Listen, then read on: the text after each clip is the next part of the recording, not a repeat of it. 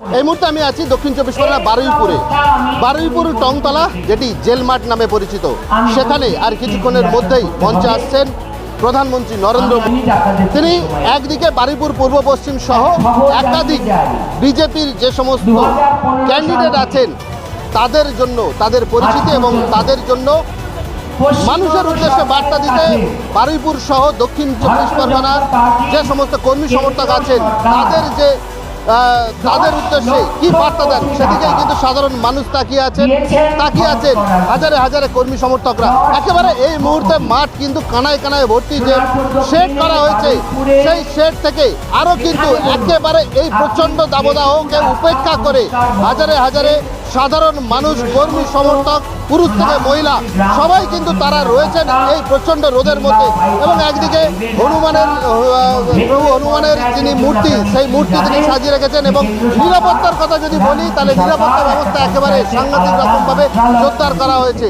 Police একেবারে CRPF থেকে আরম্ভ করে, মহিলা সিআরপি থেকে আরম্ভ করে সমস্ত রকমের প্রত্যেকটা মানুষকে মেটাল ডিটেক্টর দিয়ে পরীক্ষা করা হচ্ছে এবং তারপরে ভেতরে আসতে দেওয়া হচ্ছে। আমরা একটু কথা বলে নেব একেবারে বারুইপুরের যিনি বিজেপি নেত্রী, তার কাছ থেকে যে এখানে যে ব্যবস্থা এবং আজকে প্রধানমন্ত্রী আসছেন, কতটা উৎসাহ, কতটা উদ্দীপনা। প্রধানমন্ত্রী আমাদের আবেগ, প্রত্যেকটা বিজেপি কর্মীর ভরসা, প্রত্যেকটা বিজেপি কর্মীর গ্যারান্টি কার্ড।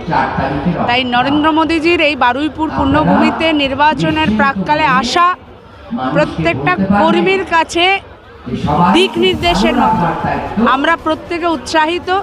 উনি কি বলবেন, কি করবেন, আমাদেরকে আগামী দিনে কিভাবে নির্বাচনকে পরিচালনা করতে হবে, ওনার সেই মার্গদর্শনের অপেক্ষায় আমরা প্রত্যেকে বসে রয়েছি। এই যে প্রথম দফার নির্বাচন হয়ে গেল এবং সেখানে একটা মানুষের প্রাণহানি হলো না, এটা কতটা আনন্দের।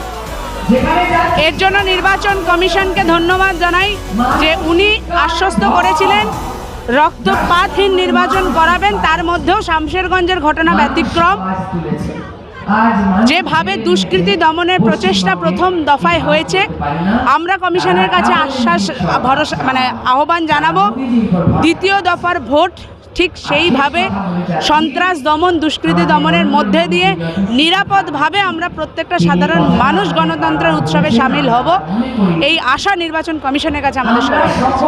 আজকে প্রধানমন্ত্রী নরেন্দ্র মোদীর এই মঞ্চ থেকে ভাষণ, যে বিশেষত 4টে প্রার্থী সোনারপুর, উত্তর দক্ষিণ, বারুইপুর পূর্ব পশ্চিম সহ একাধিক প্রার্থীদের ভোট বাক্সে কতটা প্রভাব ফেলবে।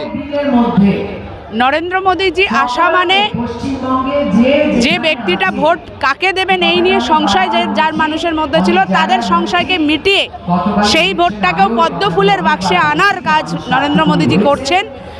মানুষ সিদ্ধান্ত নিয়েছেন, চিন্তার কিছু নেই, তারা জবাব দেবেন ভোট বাক্সে।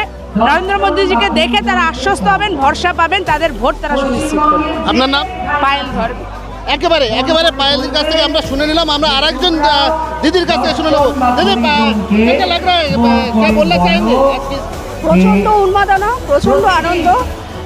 প্রত্যেকটা দিন আমরা অপেক্ষা করছি ভোট মে কবে আসবে এবং ভোট মের পর বাংলা পুরো পরিবর্তন হবে, নতুন জীবন পাবে। আমাদের বাংলায় যেরকম অরাজকতা, অসভ্যতাম চলছে, নারী নির্যাতন চলছে, সেই জায়গা থেকে আমরা মুক্তি পাবো। আমাদের প্রধানমন্ত্রী নরেন্দ্র মোদীজি আমাদের কাছে যা শপথ করেছেন সেই শপথ উনি রাখবেন।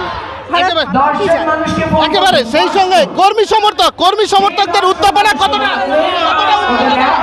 আমরা প্রচুর উদ্বেগে, আমরা মোদীজি আসার জন্য প্রচুর এখন উদ্বেগ করে বসে আছি। যতক্ষণ না আসবে আমরা এখানে বসে থাকবো। জয় শ্রীরাম, জয় শ্রীরাম। আমরা পরিবর্তন চাই। পরিবর্তনের জন্য আপনি দেখতে পাচ্ছেন, পরিবর্তনের জন্য 93% ভোট পড়েছে। পরিবর্তন চাই আমরা। পশ্চিমবঙ্গে এখন চোর ডাকাত গুন্ডাদের সম্মান আছে, ডাক্তার উকিল ব্যারিস্টারদের সম্মান নেই, তারা পর্দার আড়ালে চলে গেছে।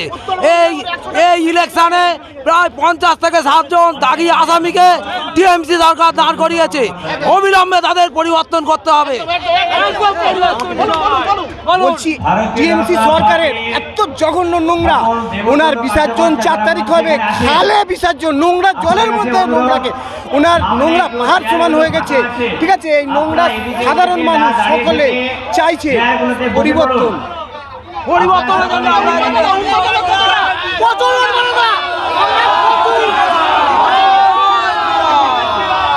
করে সকলে বসে পড়ুন। ওনারা যে বারবার বলে পরিবর্তন পরিবর্তন, কিসের পরিবর্তন? পরিবর্তন রাস্তার পাশে দাঁড়িয়ে আছে, যেটা বর্ষা হলে দেখা যায় সুনামির মতো, যেটা সাধারণ মানুষ গাড়ি নিয়ে যাবে সে তার প্রাণহানি করবে।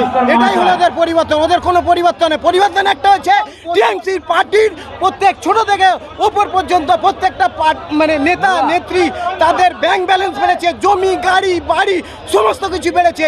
এটা একেবারে দেখো বোঝা যাচ্ছে যে যে উন্মাদনা উৎসাহ সেটা কিন্তু সাংঘাতিক পরিমাণে রয়েছে কর্মী সমর্থকদের মধ্যে, এবং শুধুমাত্র সময়ের অপেক্ষা, আর কিছুক্ষণের মধ্যেই এখানে আসবেন প্রধানমন্ত্রী নরেন্দ্র মোদী, এবং তা নিয়ে উৎসাহ উদ্দীপনা যথেষ্ট পরিমাণে মানুষের দেখা যাচ্ছে।